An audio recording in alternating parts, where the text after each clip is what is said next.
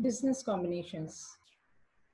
In this series of business organization and environment video lecture, I, Shilpi Kavita from International School of Management, Patna, is going to deliver on business combinations.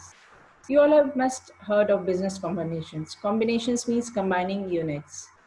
And we see that combination is taken in and around the world. Mergers, acquisitions, takeovers. These are examples of business combinations. So when we talk about business combinations, what are business combinations? Business combinations are combinations formed by two or more business units with a view to achieving certain common objective. Objective may be profit making, elimination of competition, taking advantage of large scale production, or any other so. And such combinations ranging from loosest combination through associations to fastest combinations through complete consolidations. So there are many forms of business communications which we'll be discussing in the later slides.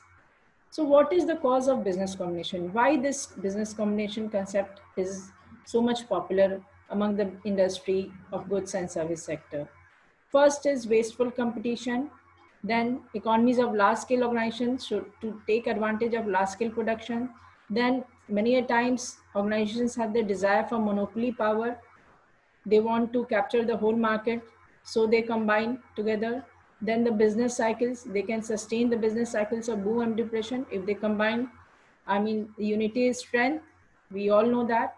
So when we unite and when we combine, so we are at a better end to face the adversities of business cycles also. Then the joint stock companies, influence of tariffs, tariffs can be reduced. Then the cult of the colossal, big industry is always preferred rather than small industry, and individual organizing ability also. So there are forms of business organization. We have basically three: association, federation, and consolidations. And in this three, there are many subparts also, which is described in this next slide. So in the simple association, there is trade association, trade unions, chamber of commerce, informal agreements, and in compound association, federations and consolidation.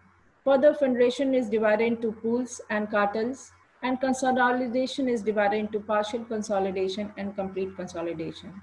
Partial consolidation is further divided into trust, holding company, community of interest, and complete consolidation into merger or amalgamation. There are so many of diversification and so many types of forms of business combinations, but we'll be discussing only the important ones, which is more important and which is more being practiced in business industry. So when we call up associations, these are voluntary organizations of traders and businessmen formed to protect and promote their common interests through collective efforts. They act as self-regulators of trading policies and practices, and they act as spokesmen of commercial interests in representation to the government on all vital matters affecting trade. Then simple associations are non-profit organizations who do not run any business of their own. They do not interfere with the internal administration or working of the member concerned. Trade associations may be defined as voluntary organizations for mutual protection or advantage of independent enterprises producing or distributing similar goods or services. It is an organization formed to promote the mutual interest of individuals or companies engaged in the same kind of business. Members of a trade association are usually competitors. It may be defined as a non-profit voluntary organization of business competitors operating in the same line of business for the promotion of their common economic interests. Trade unions, we all know, these are the bargaining power of the industrial people, industrial workers. The trade union workers form association to look after the interests of the workers and strengthen the bargaining power. We all have heard of INTAC, such type of trade unions. Then Chamber of Commerce is an association of merchants, financiers, manufacturers, and others engaged in business in a particular locality or region for promoting the general commercial interest of all the members. Chamber of Commerce work to protect the interests of their members and foster the growth and development of commerce and industry of the respective regions in which they operate. They are formed to promote and protect general trade interests of all the members, irrespective of the kind or class of trade they are engaged in. Federations mean association of firms engaged in the same business with a formalized agreement to follow certain policies in common so as to reduce the intensity of wasteful competition in the respective business line. It is, in other words, an alliance of competing firms into a federal framework. Federations are of two types: pools and cartels. Pools is a horizontal type of combination intended to regulate the market price by collective agreement on factors that influence the price. It is a federal union of competing units handling the same business created and operated in accordance with a specific agreement for mutual benefit. Each firm retains its separate entity, its autonomy is recognized, but the pool agreement emphasizes certain working arrangements for the set purposes, such as to share the markets, to restrict the output, control the prices, etc.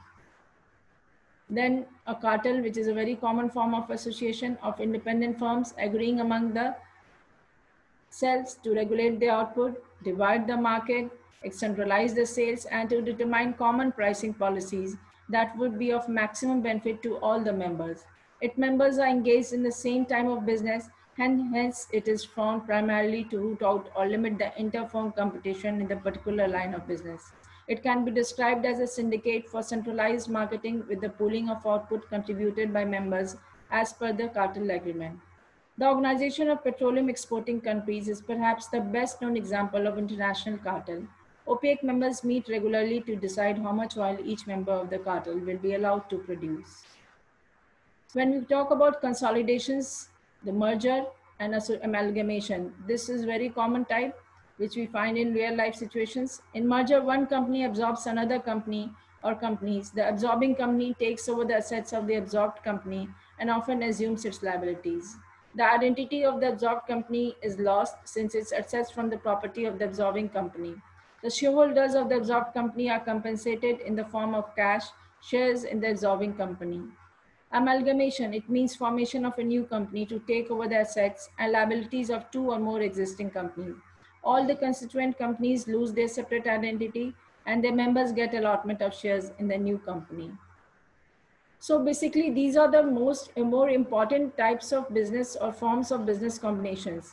And the benefit which we have, they benefit the large scale production, they get the possibilities of new business, they fulfill dreams of businessmen, efficient management, then marketing, they are able to face the marketing problem international market because they start producing large scale production, export is increased, use of modern technology is also adopted, and then to ensure benefits on foreign intelligence. In the whole, the business combinations are at an advantage, and the most important thing is the large scale production, which reaps the benefit of economies of scale. Cost is reduced, profit is increased, export is increased. There is growth in GDP and GNP and overall development. Thank you.